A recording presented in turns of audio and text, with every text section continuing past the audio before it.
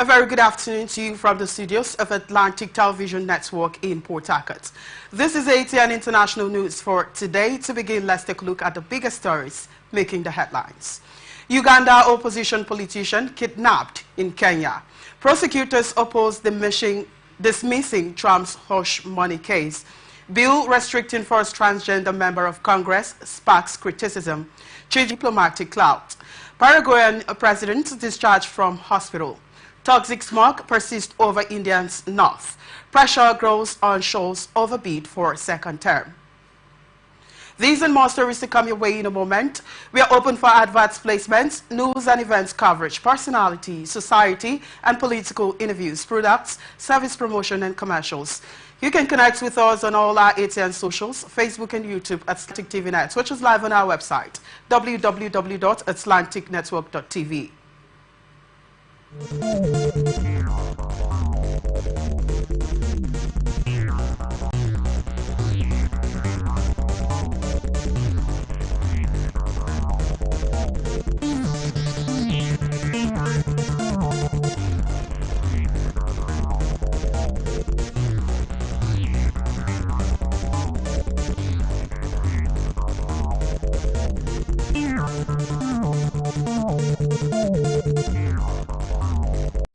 From lands across the ocean to the land beyond the mountains, through the Sahara, we bring all our discussions on trending stories in politics, business, socio-economic, sports, and documentaries.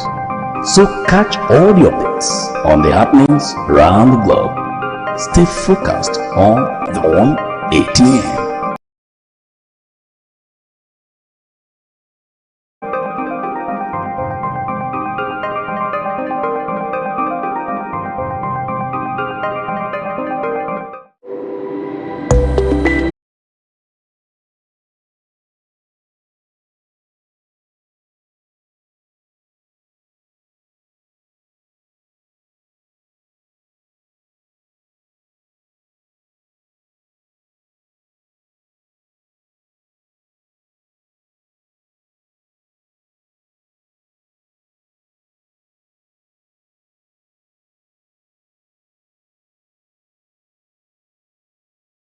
On ATN.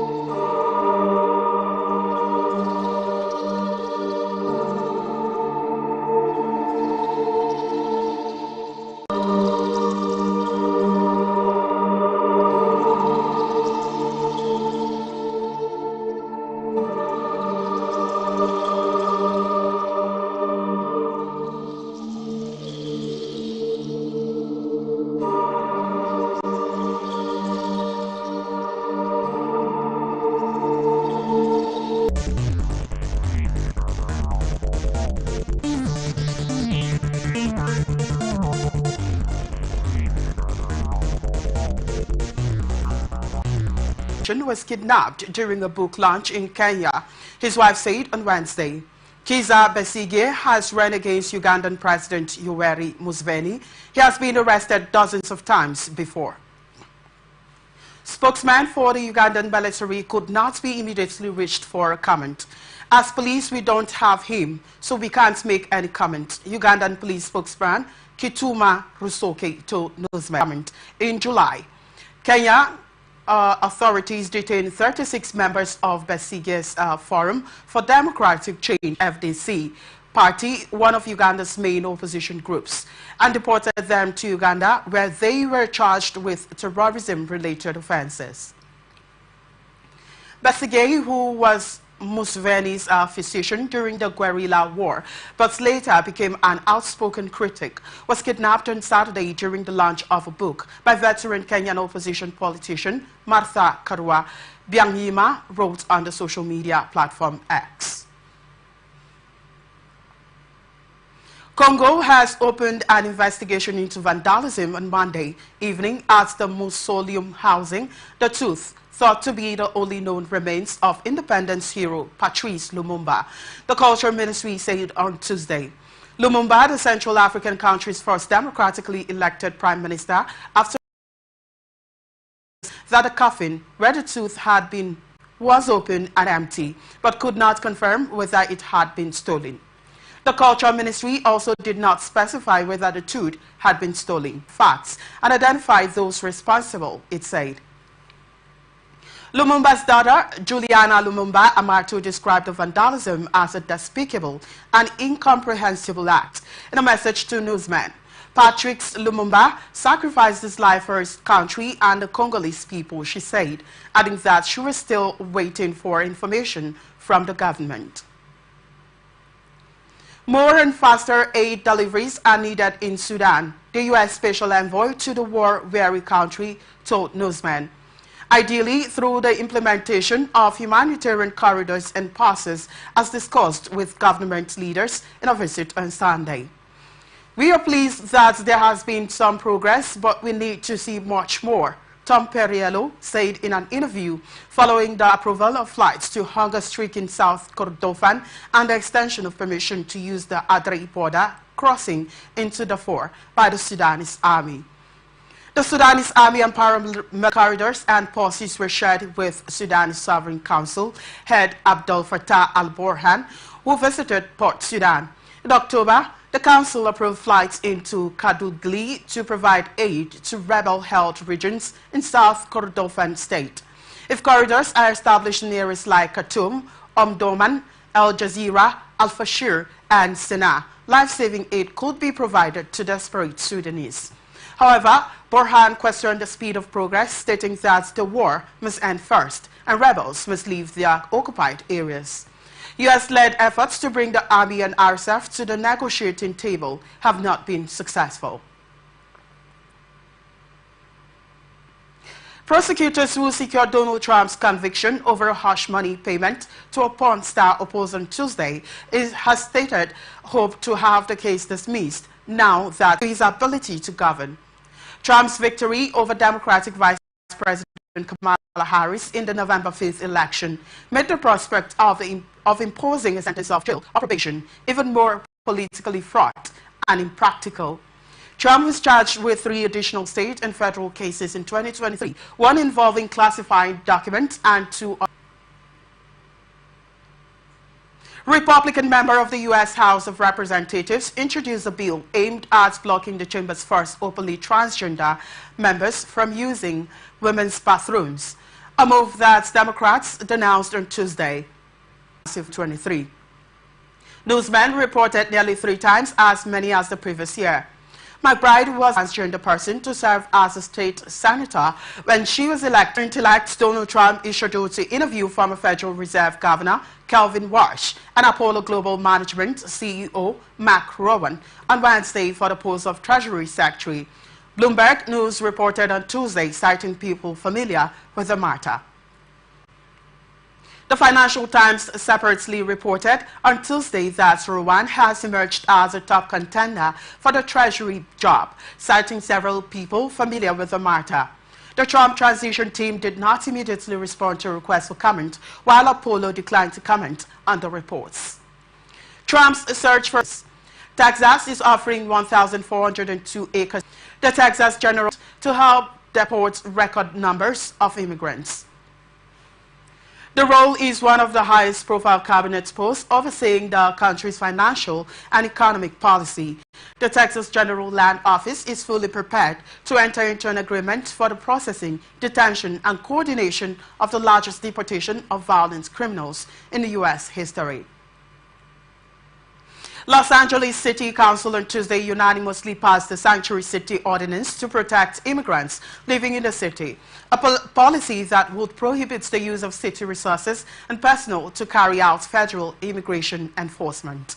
The move by the Southern California city, the second most populated city in the U.S. after New York City, follows President-elect Donald Trump's vow to carry out mass deportations of immigrants. The ordinance codifies the protected hall with holding up signs saying, Los Angeles Sanctuary City now. The chanted in Spanish, what do we want? Sanctuary. When do we want it? Now. The city is home to 1.3 million migrants, council members said, without specifying how many, after residents joined police to fight off an organized attack on an affluent hillside suburb of Port-au-Prince, police said.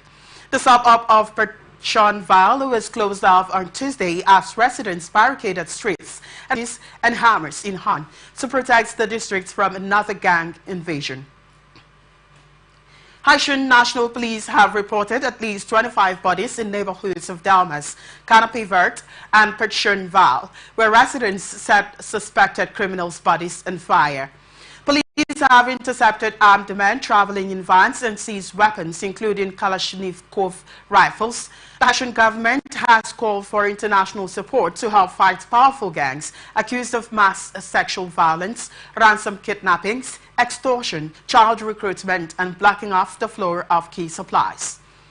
The UN Security Council approved the support mission last October, but has deployed only a fraction of the promised personnel. Haitian leaders have pushed for it to be transformed into a peacekeeping mission to secure more funding. Doctors Without Borders, one of Haiti's main free healthcare providers, are halting services around the capital due to rape and death threats from police. Doctors Without Borders, MSF, said on Tuesday that it is stopping operations across the Haitian capital, Port-au-Prince, and its wider metropolitan area due to an escalation in violence and threats to its staff from members of the Haitian police. The suspension would last from Wednesday until further notice, said MSF.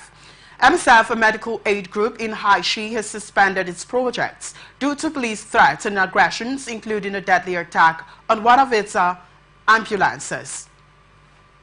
The group treats 1,100 outpatients, 54 children in emergency situations, and over 80 sexual and gender-based violence survivors each week.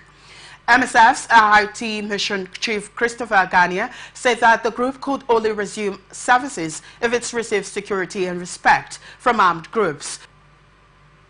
Peruvian court on Tuesday ordered President Dina Boluarte's brother to be held for up to 3 years as he is investigated over alleged influence peddling, bribery, and involvement in a criminal organization, in a case that could implicate the country's top leader. The court issued an order for police to immediately locate and arrest Nicano Boluarte, who was not present for his court hearings on Monday or Tuesday. He was last seen on Sunday when he connected to the hearing virtually. The court also ordered the arrest of 3 more people involved in the case. Judge Richard Concepcion Cachuancho ruled there was a high degree of probability that Nicano Boluarte had participated in the alleged crimes and that he was of flight risk due to his proximity to the spheres of power because of his ties to the president. His defense team will appeal the decision. The prosecutor's office and earlier called for Nicano Boluarte's arrest for allegedly using de facto power to appoint officials after his sister took office at the end of 2022.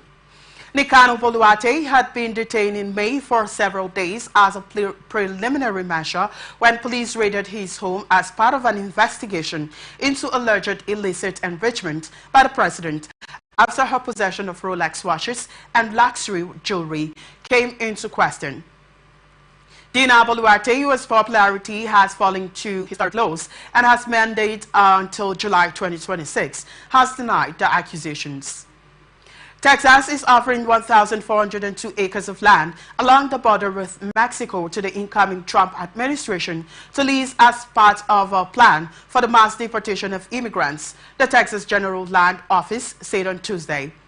Donald Trump is expected to mobilize agencies across the U.S. government to help him deport record numbers of immigrants, building on efforts in his first term to tap all available resources and pressure so-called sanctuary